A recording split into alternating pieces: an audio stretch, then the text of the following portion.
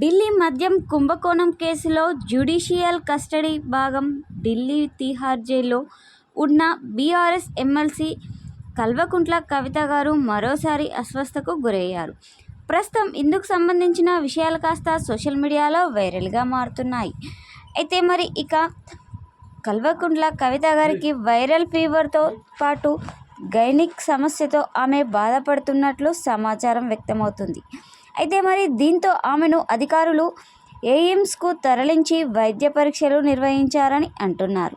అయితే ఈ విషయం తెలిసిన ఎమ్మెల్సీ కవిత గారి అభిమానులు మాత్రం ఎంతో ఆందోళన వ్యక్తం చేస్తున్నారు. కాగా గత జూలైలోనూ కవిత గారు జ్వరం, గొంతు నొప్పితో అస్వస్థతకు గురయ్యారు. వెంటనే అధికారులు ఆమెను జైలు నుంచి ఎయిమ్స్కు దీనదయాళ్ ఆసుపత్రికి తరలించి ట్రీట్మెంట్ అందించారు. అనంతరం తిరిగి జైలుకు తరలించారు. అయితే మరి కల్వకుంట్ల కవిత గారికి మళ్ళీ అస్వస్థతకు గురయ్యారని తెలియగానే ఇక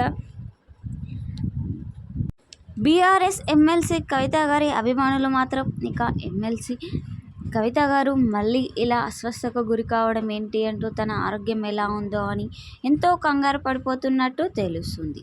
ప్రస్తుతం ఇందుకు సంబంధించిన విషయాలు కాస్త సోషల్ మీడియాలో వైరల్గా మారుతున్నాయి.